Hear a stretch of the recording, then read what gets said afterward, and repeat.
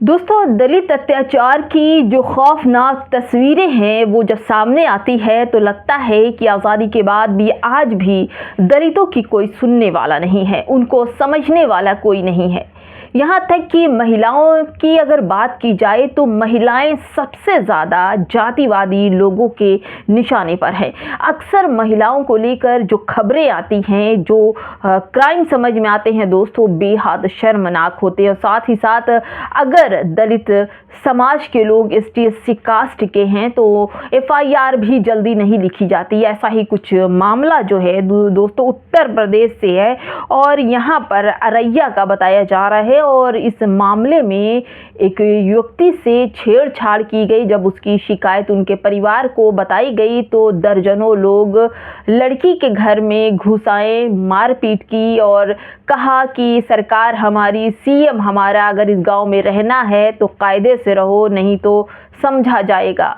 किस तरह से दलितों के साथ व्यवहार हो रहा है दोस्तों, आप अगर उंगलियों पर उनके अपराध और उनके साथ हो रहे बर्ताव को अगर गिनेंगे तो आपकी उंगलियां कम पड़ जाएंगी, लेकिन दलितों के साथ हो रहे अत्याचार कम नहीं होते। नमस्कार, आप देख रहे हैं सत्य न्यूज़ और मैं हूं आपके साथ शैला।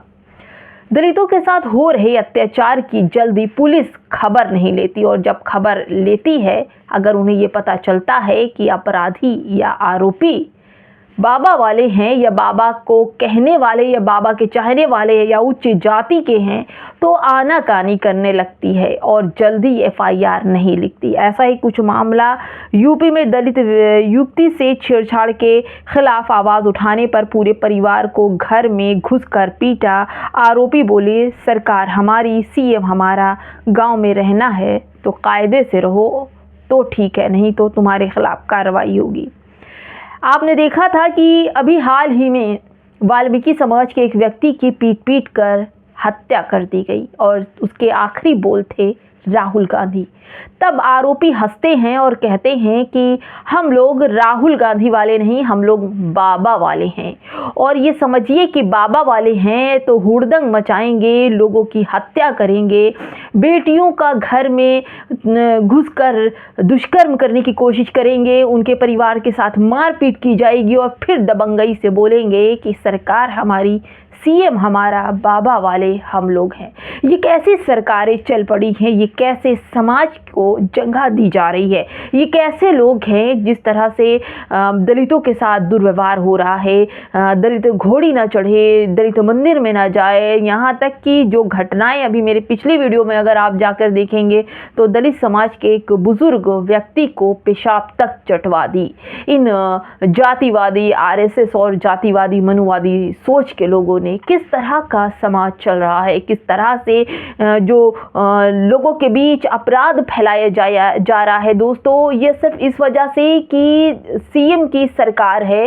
खुद ये अपराधी अपने मुंह से कहते हैं और जो आरोप लगाया जाता है, जो पीड़ित है वो आरोप लगाते हैं और खुद वीडियो में सामने दिखाई पड़ता है कि किस तरह से बाबा का नाम लेकर के हुड़दंग मचाया जाता है, हत्याएं की जा रही है, खुलेआम बेटियों से छेड़छाड़ की जा रही है, मारपीट की जा रही है और साथ ही कहा जाता है सरकार हमारी, CM हमारा, तुम हमारा क्या बिगाड़ लोगे, हम तो बाबा वाले हैं। दोस्तों, ऐसा ही जब मामला हुआ तो लोग बहुत परेशान हो गए। मूकनायक का ये खबर है दोस्तों कि पीड़ित परिवार का आरोप है कि आरोपी खुलेआम कह रहे हैं हमारी सरकार है, मुख्यमंत्री हमारे हैं। घटना के बाद पुलिस भी FIR दर्ज करने में आनाकानी कर रही है, जिसमें पीड़ित परिवार इंसाफ की मदद के लिए उच्च अधिकारियों के सामने गुहार लगाने को मजबूर है। ये हमारे देश की शासन व्यवस्था, कानून व्यवस्था और संविधान की धज्जियां उड़ाते ये आरोपी खुले में उछल कर कहते हैं कि हम लोग बाबा वाले हैं, सरकार हमारी, CM हमारा, तुम कुछ नहीं कर पाओगे। और सबसे ज़्यादा ढिल्लसई जो की जाती है वो पुलिस वालों की तरफ से होती है, क्योंकि पुलिस वाले दलित समाज की जल्दी FIR नहीं लिखते, तमाम तरह की पर्चे मांगते हैं। उसके बाद बहुत आनाकानी के बाद जो FIR लिखी जाती है वो तो आप जानते हैं कि किस हद तक FIR लिखी जाती है। दोस्तों, आगे मैं बताती हूँ। उसके बाद पीड़िता के पिता ने आरोप लगाया कि परिवार ने जब शिकायत की कि लड़की के साथ ऐसा हो रहा है तो विपक्षी पक्ष ने उल्टा उन्हें ही चमार जाति का ताना देते हुए गलत आरोप लगाया और कहा कि सरकार हमारी है, मुख्यमंत्री हमारे हैं, तुम्हारी क्या औकात। इसके बाद रात लगभग 10:30 बजे 9 लोगों का एक समूह तमंचे और लाठी डंडे लेकर पीड़िता के घर पहुंच गया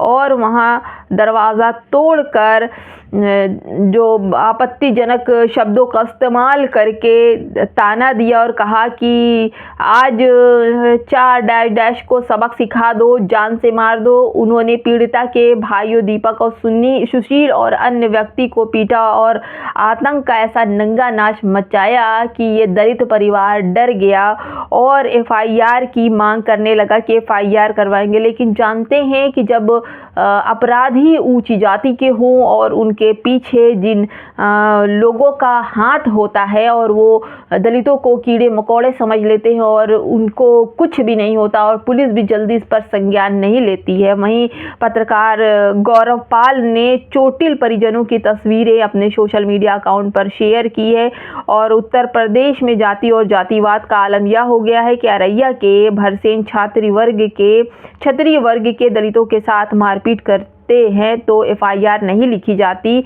पुलिस मुख्यमंत्री के सजातीय लोगों पर कार्रवाई करने से क्यों पीछे हट रही है। परिवार का आरोप है कि उनका मुकदमा नहीं लिखा गया, थाने से उनको भगा दिया गया। ये तो देश के हालात हैं। मुसलमानों का रोना रो रहे हैं, मुसलमान अपना रोना रो रहे हैं और इधर दलितों की तो उनसे भी ज़्यादा बद से बदतर हालात है। उन्हें पेशाब करके पिलाया जाता है, उनकी बेटियां सुरक्षित नहीं, जिस तरह से खबरें चलती हैं। दोस्तों, अपराध जब सामने आता है तब पता चलता है कि किस कदर दलितों के साथ जानवरों, कीड़े मकोड़ों सा व्यवहार हो रहा है और अगर इसको जल्दी संविधान की श्रेणी और लोकतंत्र की श्रेणी में नहीं लाया गया तो ये अपराध चढ़कर सर पर बोलेगा। क्या फ़ायदा हुआ दलितों को हिंदू बनाकर, और हिंदू कहे जाने वाले दलित आज भी ऊंची जाति के ठोकरों में पड़े हैं और उन्हें आज भी आज़ादी के बाद भी अपने हक की लड़ाई लड़ने का अधिकार नहीं। अगर वो लड़ने की कोशिश भी करते हैं तो बाबा वाले, सरकार वाले, सीएम वाले सामने आ जाते हैं।